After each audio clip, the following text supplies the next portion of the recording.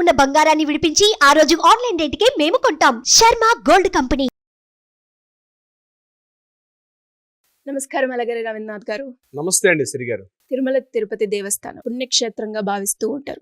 And ఇప్పుడు మనం చూస్తే ఇటు న్యూస్ పేపర్లో కావచ్చు, న్యూస్లో కావచ్చు, 6 మెంబర్స్ భక్తులు చనిపోవడం జరిగింది అన్న వార్తలు వింటూ ఉంటాం. అసలు అది ఎందుకు జరిగింది సార్? అంటే ఎక్కడ మిస్టేక్ జరిగింది? ఆ మిస్టేక్ జరగకుండా ఉండాలి అంటే అధికారులు ఎలాంటి ప్రికాషన్స్ తీసుకోవాల్సిన అవసరం ఉందంటారు? తీవ్రమైన దుర్ఘటన, ప్రధానంగా భక్తులు చనిపోవడం అన్నటువంటి సంఘటన ఏదైతే ఉందో తిరుపతిలో, అది కూడా వైకుంఠ ద్వార దర్శనం కోసం అని చెప్పి భక్తులు సంవత్సరం అంతా వెయిట్ చేస్తూ ఉంటారు. ఉత్తర ద్వార దర్శనం అన్నది జీవితంలో ఒక్కసారి ఆ ఉత్తర వాకిలి ద్వారా స్వామివారిని దర్శించుకుంటూ, మలయప్ప స్వామివారిని దర్శించుకుంటూ ఉత్తర వాకిలి ద్వారా వెలుపలకు వస్తూ ఆ అనుభూతి చెందడం అనేటువంటి ఏదైతే ఉందో తరతరాలుగా మన తాత ముత్తాతల నుంచి కూడా ఆ స్వామివారిని వైకుంఠ ఏకాదశి ద్వాదశి రోజుల్లో ప్రధానంగా ఫస్ట్ ఏదైతే స్వామి యొక్క తలుపులు తెరుస్తారో ఉత్తర వాకిలి గుండా స్వామివారి దర్శనం చేసుకుంటూ రావాలని చెప్పి ఏదైతే కోరికతో భక్తులు చేరుకున్నారో, కానీ ప్రభుత్వం చేసిన చిన్న నిర్లక్ష్యం, చిన్న తప్పిదం వల్ల ఈరోజు నిష్కారణంగా 6 ప్రాణాలు పోయాయి. భక్తులు 6 ప్రాణాలు పోయి, అందులో 5 మహిళలే ప్రధానంగా. ఎందుకు పోవడానికి కారణం అంటే మహిళలు క్యూ లైన్లో ఉంటే తొందరగా దర్శనం టికెట్ లభిస్తాయని చెప్తూ పురుషులందరూ బయట ఉంటూ వాళ్ళ యొక్క సిస్టర్స్ని కావచ్చు, లేకపోతే వాళ్ళ మిస్సెస్ని కావచ్చు, వీళ్ళని క్యూ లైన్లో పంపించి దర్శనం టికెట్లు తొందరగా లభిస్తే కుటుంబ సమేతంగా స్వామివారి వెంకన్న స్వామివారికి దర్శనం చేసుకుందామని తహతహలాడుతుంటే భక్తులకి ఈరోజు వైకుంఠానికి, అంటే వైకుంఠ ఉత్తర ద్వార దర్శనానికి వైకుంఠ ఏకాదశికి ఒక రోజు ముందు ఇలాంటి దారుణ సంఘటన జరగడం తీవ్రంగా కలిచివేస్తుంది. బహుశా స్వామివారు కూడా, కొండమైన స్వామివారు కూడా తరించిపోతున్నారేమంటే కలత చెంది ఉంటారేమనిపిస్తుంది. ఎందుకంటే కొండతో పిలిస్తే పలికే దైవం ఎవరైనా ఉన్నారంటే వెంకన్న స్వామి. అనేక లక్షలాది కోట్లాది మంది జనులు ఎక్కడెక్కడో భారతదేశంలో భాష రాదు, రకరకాల రాష్ట్రాల నుంచి. ఈరోజు చనిపోయిన ఒక మహిళ అయితే సేలం నుంచి వచ్చారు, తమిళనాడు నుంచి. ఎక్కడ సేలం, ఎక్కడ తమిళనాడు, ఎక్కడ ఉన్న ప్రాంతం, ఇంకొకరు మహారాష్ట్ర చెందినటువంటి వీళ్ళందరూ కూడా అక్కడ చేరి టోకెన్లు తీసుకోవాలంటే ప్రభుత్వం చేసిన చిన్న తప్పిదం ఏంటంటే ఇంత టెక్నాలజీ సాంకేతికత డెవలప్ అయినటువంటి ఇటువంటి యుగంలో కూడా మీరు ఫిజికల్ టికెట్లు తీసుకుంటేనే మీకు స్వామివారి దర్శనం అవుతుంది. ఇంతకుముందు సిస్టమ్ ఎలా ఉండేది? ఎవరైనా సరే దర్శనానికి లైన్లో వస్తే దర్శనానికి ఏర్పాటు చేసేవారు. కానీ నిన్న టీటీడీ ఒక స్టేట్మెంట్ ఇవ్వడం జరిగింది. సోషల్ మీడియాలో విపరీతంగా ట్రోల్ అయిన విషయం ఏంటంటే టోకెన్ ఉన్న వాళ్ళకి మాత్రమే స్వామివారి ఉత్తర ద్వార దర్శనం అవుతుంది. వైకుంఠ ఏకాదశి మొదలుకొని 10 రోజుల పాటు మేము పెట్టాం. ఈ 10 రోజుల్లో భాగంగా ఈ 10, 11, 12 అంటే శుక్ర, శని, ఆదివారాల్లో మాత్రం ఓన్లీ టోకెన్ ఉన్న వాళ్ళకి మాత్రమే దర్శనం ఉంటుంది. మిగిలిన 7 రోజులు మాత్రం ఓపెన్గా ఉంటే ఎవరైనా రావచ్చు అని చెప్తూ, అయితే మనం ఈరోజు ఈ యొక్క టీటీడీలో ఈ 7 డేస్ అంటే యాక్చువల్గా చూడాల్సింది ఎప్పుడు? ఏకాదశి, ద్వాదశి, త్రయోదశి. ఏకాదశి, ద్వాదశి ఇంపార్టెంట్. ఏకాదశి, ద్వాదశిలో 2 రోజులు తలుపులు తెచ్చేవారు పూర్వకాలం, మన తాతల కాలంలో. తర్వాత ఏమైంది? ఏకాదశి, ద్వాదశి, త్రయోదశి నాడు తలుపులు తెచ్చారు. కానీ గత ప్రభుత్వాలు ఏం చేశాయంటే భక్తుల రద్దీని దృష్టిలో పెట్టుకొని, ఎందుకంటే ఇక్కడ గుర్తుపెట్టుకోవాల్సిన, ప్రజలందరూ కూడా గుర్తుపెట్టుకోవాల్సిన విషయం ఏంటంటే స్వామి ఎవరైతే తిరుమల కొండ మీద ఉన్నారో ఆయన నిత్య ఉత్తరాభిముఖుడే ఉంటాడు. స్వామి మిగిలిన దేవాలయాలు తూర్పుకు అభిముఖంగా ఉంటాయి లేదా పశ్చిమాభిముఖంగా ఉంటాయి. కానీ తిరుమల క్షేత్రం ఏదైతే ఉందో తిరుమల క్షేత్రం నిత్య ఉత్తరాభిముఖుడే ఉంటాడు. అంటే నిత్యం కూడా అక్కడ ముక్కోటి దేవతలు వస్తూ ఉంటారు.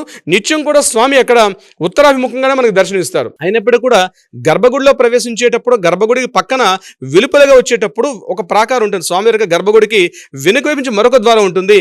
అది మాత్రం ఏం చేస్తారంటే ఉత్తర వాకిలి ద్వారం తెరిచి ఓన్లీ ఈ సంవత్సరం 365 రోజుల్లో ఒక 2 రోజులు మాత్రమే తెరిచేవారు. ఉత్తర వాకిలి దర్శనం ఉంటుంది. ఆ రోజు స్వామివారు మలయప్ప స్వామిని, శ్రీదేవి భూదేవి సమేత స్వామివారిని అటువైపు నుంచి పల్లకిగా సేవ తీసుకొని ఉత్తరాభిముఖంగా తీసుకొచ్చి ఉత్తరాభిముఖంగా స్వామివారు అక్కడ సేవింపు చేస్తారు. దీనిలో భాగంగా ఆ ఉత్తర వాకిలి అంటే స్వామివారు వెళ్తున్న పల్లకితో పాటు భక్తులందరూ కూడా వెళ్ళడం. అంటే మన అనాదిగా మన పురాణాలు ఏం చెప్తాయి, విష్ణు పురాణం, ఈ పురాణాలు ఏం చెప్తాయంటే ఆ ముఖ్యంగా ముక్కోటి దేవత అందరూ కూడా ఇదే రోజున దర్శించుంటారు కాబట్టి దీన్ని ముక్కోటి ఏకాదశి అంటారు. సో ఆ ఉత్తర వాకిలి దర్శనం ఉంది ప్రధానమైన ఇంపార్టెంట్. ఆ ఉత్తర వాకిలి 10 రోజుల పాటు మేము తెరుస్తామని చెప్పి గత ప్రభుత్వాలు చెప్పడం జరిగింది. ఆ ఆనవాయితీని మేము కూడా కొనసాగింపుగా 10 రోజుల పాటు దర్శనాలు ఉంటాయని చెప్తూ టీటీడీ పాలనా యంత్రాంగం కూడా ఒక ప్రెస్ నోట్ రిలీజ్ చేశారు. అయితే 10, 11, 12 ఏకాదశి, ద్వాదశి, త్రయోదశిలో మాత్రం ఇంపార్టెంట్ అయిన 3 డేస్ మాత్రం టోకెన్స్ ఉన్న వాళ్ళకి మాత్రమే దర్శనాలు ఉంటాయి. మిగిలిన వాళ్ళకి దర్శనం కొండపైనకి అవకాశం లేదు అని గట్టిగా ఖరాఖండిగా చెప్పడం. ఆ దర్శనం టికెట్లు కూడా మేము ఫిజికల్ టికెట్స్ మాత్రమే ఇస్తాం, ఆన్లైన్లో ఇటువంటి మేము టికెట్స్ ఏర్పాటు చేయం. కేవలం ఇక్కడ ఈ దర్శనం టికెట్ల ప్రోటోకాల్ ప్రకారం ఎవరైతే వివివిఐపీస్ ఉంటారో వాళ్ళకి మాత్రమే దర్శనం ఉంటుంది. మిగిలిన ఎవరు వచ్చినా సరే ఇక్కడ 300 రూపీస్ టికెట్స్ కావచ్చు, లేకపోతే ప్రత్యేక బ్రేక్ దర్శనాలు కావచ్చు, విఐపి బ్రేక్ దర్శనాలు కావచ్చు, దివ్యాంగులు కావచ్చు, చిన్నపిల్లలు కావచ్చు, మహిళలు కావచ్చు, వృద్ధులు కావచ్చు, ఎవరికి కూడా ఎటువంటి దర్శనాలు లేవు. ప్రతి ఒక్కరు కూడా ఫిజికల్గా టికెట్ తీసుకొని రావాల్సిందే తప్ప ఆన్లైన్ దర్శనాలు అనేవి పూర్తిగా మేము అవాయిడ్ చేస్తున్నాం. ఈ ఓన్లీ ప్రోటోకాల్ అంటే ఓన్లీ మినిస్టర్లు, విఐపీలు, పొలిటీషియన్స్ లేకపోతే సెలబ్రిటీస్ తప్ప మిగిలిన సామాన్య భక్తులకి దర్శనం ఖచ్చితంగా టోకెన్ తీసుకొని రావాలి.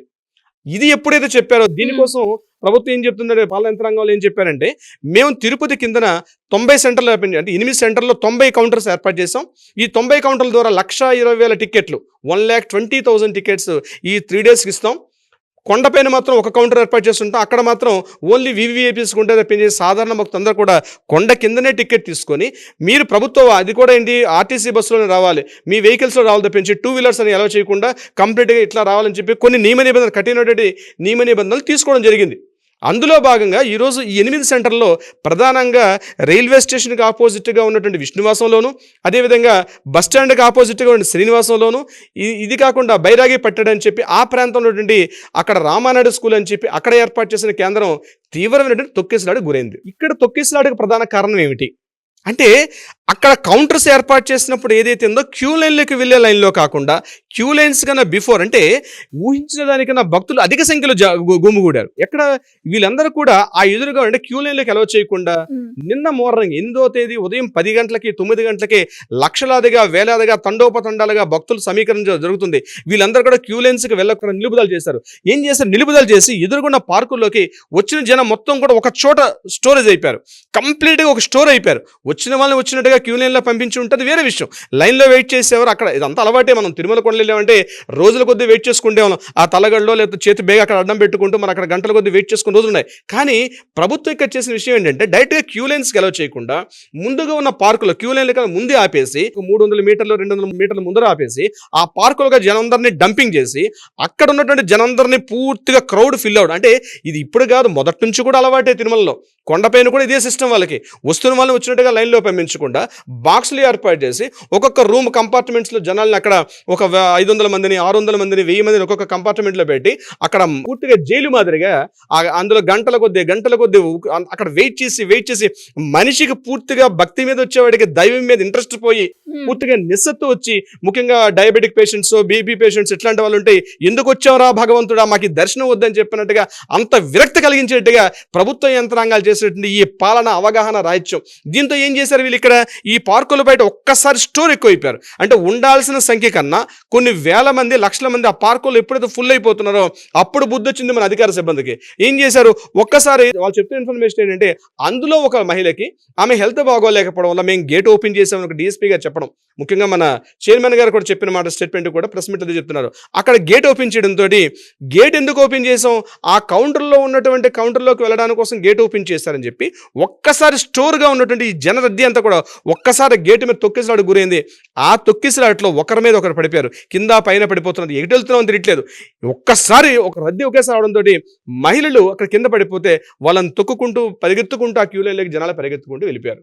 ఇది జరిగిన సంఘటన. ఇందులో భాగంగా ఎప్పుడైతే జనం ఒకరి మీద ఒకరు తొక్కుకుంటూ తోసుకుంటూ ముందుకు వెళ్ళిపోయారు, అక్కడ పట్టించుకోలేదు, ఎవరున్నారు ఎవరిని తొక్కుకున్నాం కూడా పట్టించుకోలేదు. వీళ్ళందరూ క్యూ లైన్లోకి వెళ్ళారు. తర్వాత చూసేసరికి ఎక్కడ పడితే అక్కడ అపస్మారక స్థితిలో చాలా మంది దేహాలు అలా పడి ఉన్నాయి. అక్కడ అందులో ఈ దేహాలను తీసుకొని పోనీ అంబులెన్స్లోకి వెళ్దామంటే అక్కడ బొమ్మల్లాగా ఒక టాయ్ బొమ్మల్లాగా అంబులెన్స్ ఉన్నాయి. అందులో డ్రైవర్లు మాత్రం లేరు. వాళ్ళు కూడా చూడడానికంటే ఇటు వచ్చేసారు. అక్కడ సమయానికి సరైన వైద్య సదుపాయం కూడా వాళ్ళకి అందలే.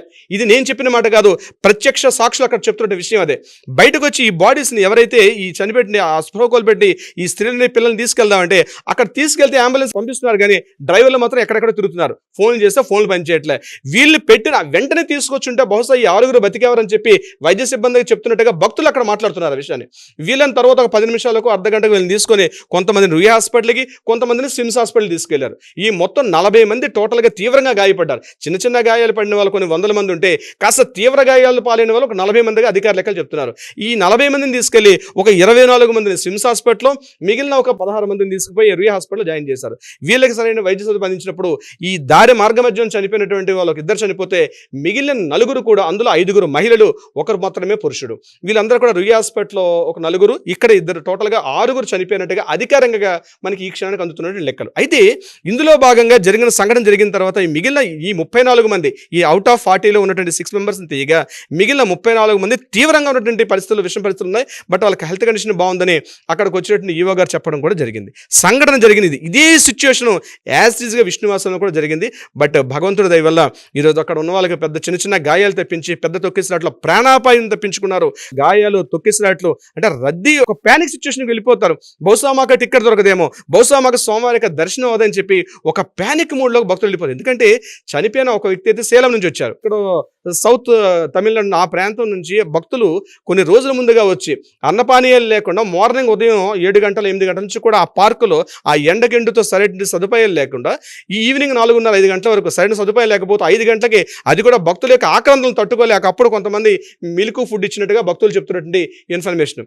అంటే ఇది యథార్థంగా జరిగిన సంఘటనగా మనకు తెలుస్తుంది. అంటే బహుశా చరిత్రలో ఎప్పుడూ కనివిని ఎరిగినటువంటి ఒక స్టాంపేజ్, ఒక దుమ్మి, ఒక తొక్కిసలాట్లో ఇంతమంది చనిపోవడం అన్నది బహుశా ఎవ్వరం కూడా డైజెస్ట్ చేసుకోలేకపోతున్నాం. అది కాకుండా ఒక పర్వదినం, అదే 2 రోజుల్లోనే, ఒక రోజులోనే మనకి పర్వదినం ఉంది. రేపు 2 రోజుల్లో వైకుంఠ ఏకాదశి అంటే ఒక దివ్యమైన పర్వదినం.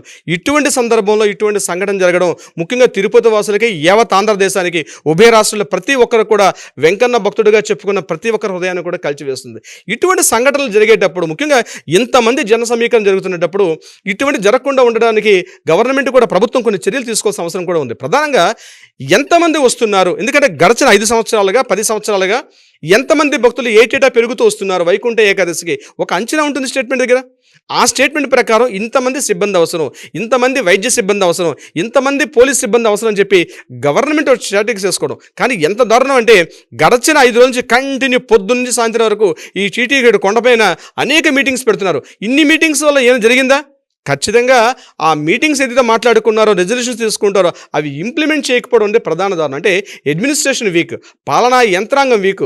ఏదైతే అధికారులు మాట్లాడుకుంటున్నారో సమావేశ మందిరాల్లో ఏసీ రూమ్లో కూర్చొని అది చివరిగా ఎవరైతే అక్కడ నిలబడి కంట్రోల్ చేస్తున్నటువంటి ఎవరైతే వ్యక్తి ఉన్నాడో ఆయనకి సరైన గైడ్లైన్స్ లేకపోవడం, అంటే సమన్వయ లోపం, అధికార యంత్రాంగ లోపం, అంటే పాలనా యంత్రాంగం ప్రాపర్గా ఒక కమ్యూనికేట్ చేయకపోవడం వల్ల అక్కడ నిలబడుతున్న సిబ్బందికి ఏం జరుగుతుందో, ఈ ఇతనున్న వ్యక్తికి అక్కడ గేట్లు తెరవబోతున్న ఆ వ్యక్తికి, కౌంటర్లో ఉన్న వ్యక్తులకి సరైన కమ్యూనికేషన్ లేకపోవడం, ఒక వ్యవస్థ లేకపోవడం. ఇంత టెక్నాలజీ వ్యవస్థలో కూడా ఇది నెంబర్ 1 పాయింట్గా చెప్పుకోవచ్చు. నెంబర్ 2 పాయింట్గా ప్రధానంగా చేసిన ఒక పెద్ద తప్పు ఏంటంటే, ఇంత టెక్నాలజీలో 1,20,000 టికెట్లు ఇస్తున్నామంటే దానికి 10 మంది వస్తారని తెలుసుగా. 10 మంది వచ్చేటప్పుడు ఈ యొక్క దుమ్మి, ఇంత వ్యవస్థ, ఇంతమంది సిబ్బంది, ఇంత టైం వేస్ట్ బదులు ఆన్లైన్ టికెట్స్ పెట్టుకుంటే బాగుంటుందని చెప్పి అనేక మంది నిపుణులు చెప్తున్నారు. అంటే టెక్నాలజీని వాడుకోకుండా 1,20,000 టికెట్లు మీరు ఓపెన్ చేయండి టికెట్స్. దాని తగ్గట్టుగా ఆ యొక్క టెక్నాలజీని, సాంకేతికత దాన్ని డెవలప్ చేసుకోవాల్సిన అవసరం ఉంది.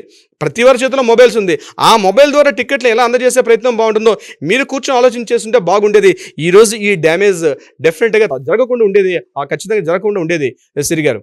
ఇంకొకటి 3వది ఇంపార్టెంట్ అంటే, మహిళల్ని ప్రధానంగా ఇంపార్టెన్స్ చాలా తక్కువ అండి. కేవలం పత్రికలకి, ప్రకటనలకి, అక్కడ స్టేట్మెంట్స్, సైన్ బోర్డ్స్ తప్ప రియల్గా వస్తుంటే వృద్ధులకు కానీ, పిల్లలకి కానీ, చంటి పిల్లలతో వస్తుంటే మహిళలకి సరైనటువంటి వసతి సౌకర్యాలు లేవు, వాష్రూమ్స్ లేవండి. ప్రధానంగా చెప్పుకుంటే ఈరోజు అంతమంది దొమ్మిలో కొన్ని లక్షల మంది అమ్మాయిలు ఉంటే వాళ్ళకి సరైన, ఇప్పుడు మీరు ఒక సెంటర్ పెట్టారు. ఆ సెంటర్లో ఎంతమంది వస్తారో తెలుసు, ఈ సెంటర్లో ఎన్ని టికెట్స్ ఇష్యూ చేస్తారో ముందు మీ దగ్గర ఫార్మెట్ ఉంటుంది. ఈ ఫార్మెట్ ప్రకారం మహిళలు వస్తారని తెలుసు. మహిళలకు కావాల్సిన కనీస శుభ్రత, ఆ సౌకర్యాలు ఉన్నాయి అక్కడ ఏ సెంటర్లో కూడా లేవు. అప్పటికప్పుడు ఎమర్జెన్సీగా ఉన్న పెట్టుకొస్తారు. మహిళలు, పిల్లలు వచ్చేటప్పుడు వాళ్ళకి కావాల్సిన సిబ్బంది ఇవ్వాల్సింది ఆ సౌకర్యాల లేమి. ఇది ప్రధాన లోపం.